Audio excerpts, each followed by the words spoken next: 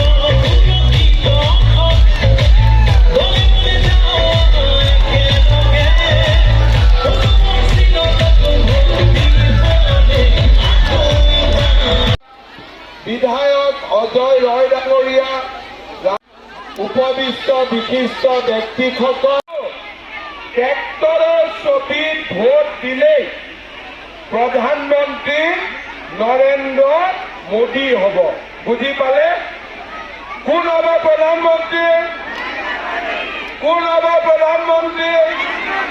Narendra Modi পদুমত vote দিলেও Modi ট্ৰেক্টৰত vote দিলেও মোদী আৰু হাতীত ভোট দিলেও মোদী আমাৰ কোকৰাঝাৰ আসনখনত আমি সকলোৱে লগ হৈ ট্ৰেক্টৰৰ ছবিত আমি UPPL ডাঙৰীয়া প্ৰদীপ বায়ন ডাঙৰীয়া প্ৰভাত বসুমতাৰী ডাঙৰীয়া ৰতন ৰায় ডাঙৰীয়া নৱদীপ কলিতা ডাঙৰীয়া বড়োলেণ্ডত আমি যেতিয়াৰ পৰা বিজেপি খ্ৰীষ্টিয়ান সকলো এতিয়া আনন্দত থাকে কাৰো কাজিয়া নাই কাৰো ঝগড়া নাই হয়নে নহয় এতিয়া অসমীয়া বঙালীৰ কাজিয়া আছে নেকি বড়ো আৰু বঙালীৰ কাজিয়া আছে নেকি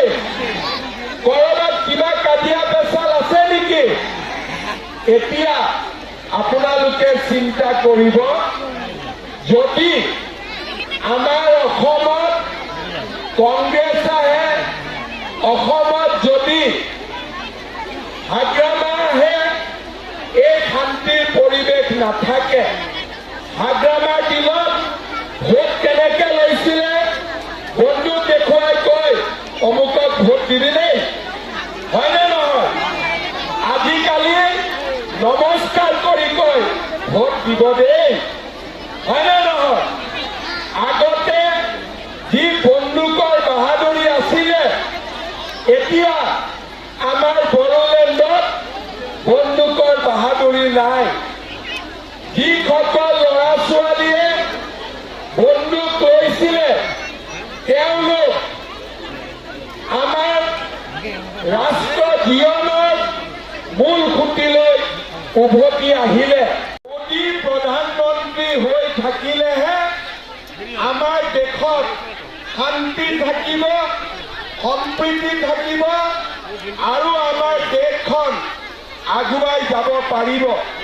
বড়োলেণ্ডত শান্তি থাকিলেহে আমি জীয়াই থাকিব পাৰিম, আমি আগুৱাই যাব পাৰিম।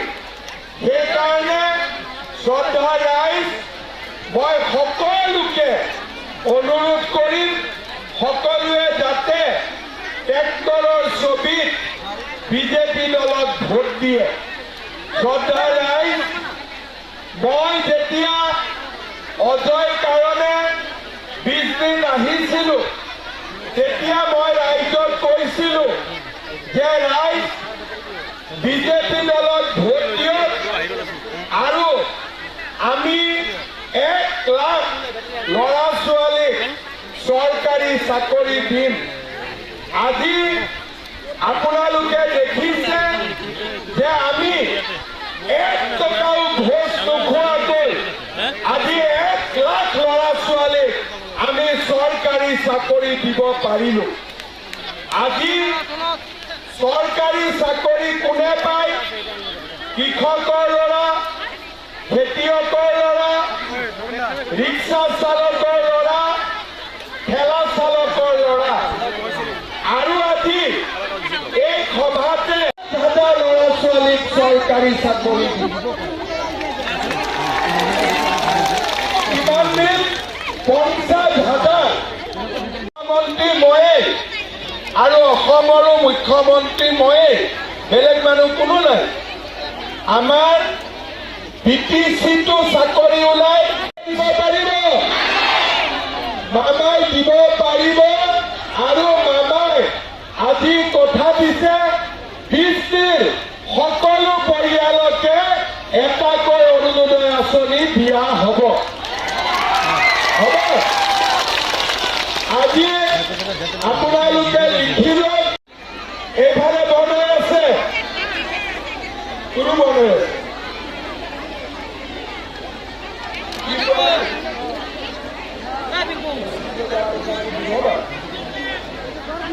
আচ্ছা, আধাৰ কাৰ্ড কাৰ কাৰ ব্লক আছে একবাৰ চলে হাত দেখাওক।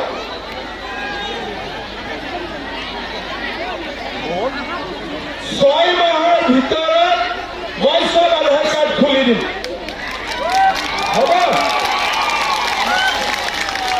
6 মাহৰ ভিতৰত সকলোৱে আধাৰ কাৰ্ড খোলা পাই যাব, ঠিক আছে? আধাৰ কাৰ্ডৰ সমস্যা আছে নহয় জানো? বিমানৰ কি সমস্যা আছে? তুমি পাই না? কি পাই না? রেশন কার্ড, অরুণোদয় আমিতো বলে দিলাম সবাই অরুণোদয় পাই যাবে, ঠিক আছে? সবাই অরুণোদয় পাবে, ঠিক আছে? এটা তো হয়ে গেল কনফার্ম। মামা বলে গেল, মামা বলার পরে পাক্কা পাবে পাবে পাবে, ঠিক আছে?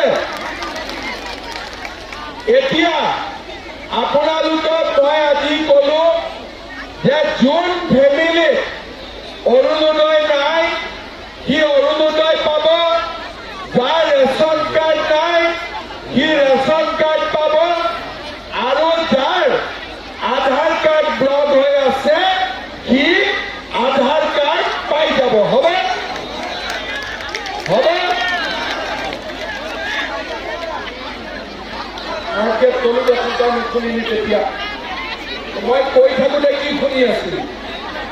এই বছৰত বুলি কলো নে নাই? যে 50,000 চাকৰি হ'ব। এতিয়া আপোনালোকে চবেই পাব, অৰুণোদয় চবেই পাব, ৰেচন কাৰ্ড চবেই। মাটিৰ কি ঝামেলা? কি পট্টাপিয়ন এপ্লাই কৰা নাই? কম্পিউটাৰ খুলি দিছে, এপ্লাই কিয় কৰা নাই?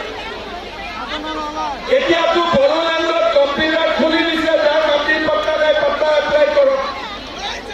ঝামেলা ক'ত আছে?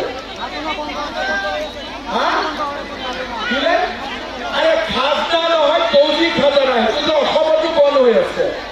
তৌজিক খাজানা ইলিগেল হয়, তৌজিক খাজানা দিব নালাগে। তৌজিক খাজানা দিয়া মানে মাটিৰ দখলদাৰী বোলে, পট্টাদাৰ নুবুজে। কোনো মানুহে ভুলতেও তৌজিক খাজানা নিদিব। আগতে যে কংগ্ৰেছে তৌজিক খাজানা লৈ আছিলে, তৌজিক খাজানা লোৱা মানে নিজৰ অপৰাধী বুলি স্বীকাৰ কৰা। সেইকাৰণে কোনো মানুহে তৌজিক খাজানা নিদিব, পাট্টাৰ কাৰণে আবেদন কৰিব আৰু মই চবকে পাট্টা দি দিম।